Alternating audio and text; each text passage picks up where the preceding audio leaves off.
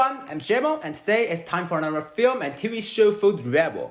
Today I'm going to choose a dish that has been featured in a well-known film or TV show, and I'm going to cook it by myself. In the end, I will call my good friend Harris to come and try it and give a score to me.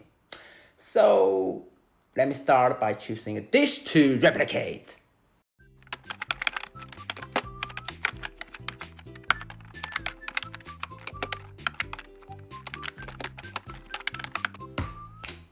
Okay, I find a dish that is perfect for reproducing at my level of cooking. I don't mean that I'm not a good cook, but we are just too poor to afford so many ingredients. Which dish is it? Ip Man is a film widely known in Chinese culture circles as the story of Ip Man, a famous martial artist from Guangdong, China, in the 1930s and 1940s. In the film, a home-cooked staple that is still familiar to our parents' generation, Lard Bibimbap, appears.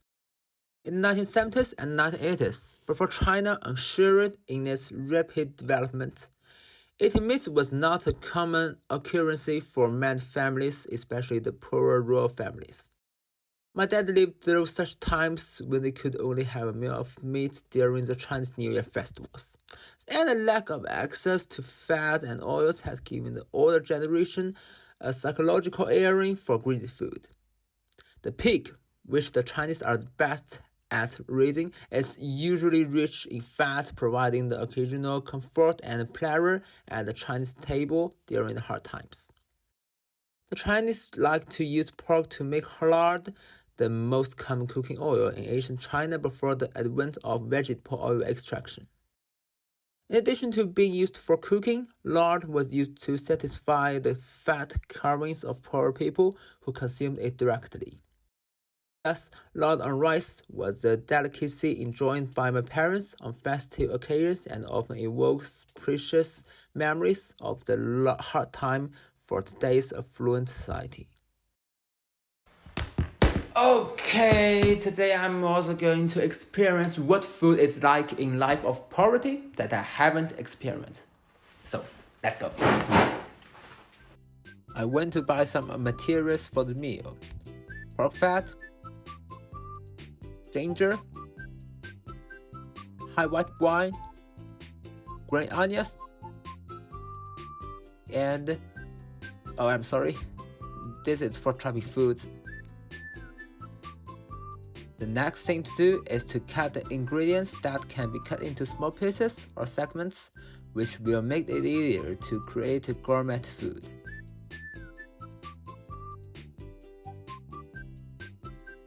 Then it's time to cook. First, pour 2 bowls of water into the pot.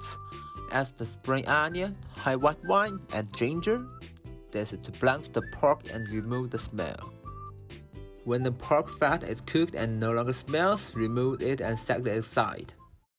After adding boiling water to the pot, cook the pieces of meat over low heat until they produce fat.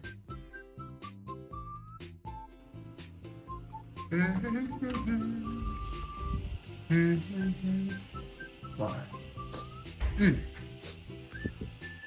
Smells good. Whoa! After smearing for almost half an hour, I was honestly amazed by my first lard creation. They all give off a golden glow, make an inviting sizzle in the pan, and give off a wonderful aroma.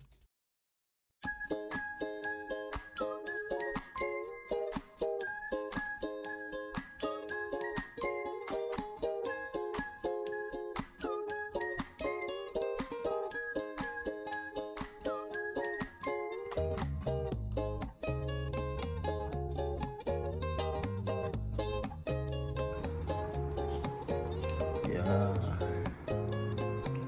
it seems not bad. It's tasting time. Harris, try this dish and tell us what you think.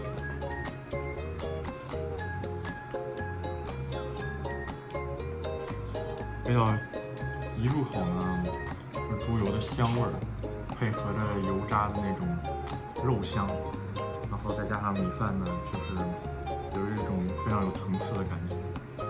整体上来呢，就是很香，香气特别。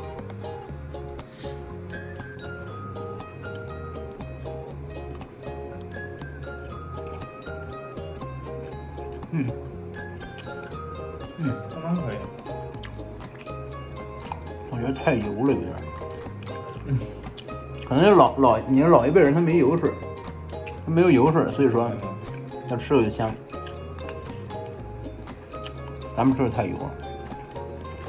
Although this just a simple meal, behind it are memories of a time closely related to many Chinese people's lives. Although people in today's Chinese society are gradually moving toward a more and more comfortable and better life, the collective memories of the poverty and lack of food that most people experienced back then make this simple staple of Lard Bibimbap a spiritual symbol that deserves to be recorded in the annal of history. And this also makes the Chinese people not forget the difficult times they have experienced for a long time and cherish the developments of today more and more. I'm Jamo. See you next time.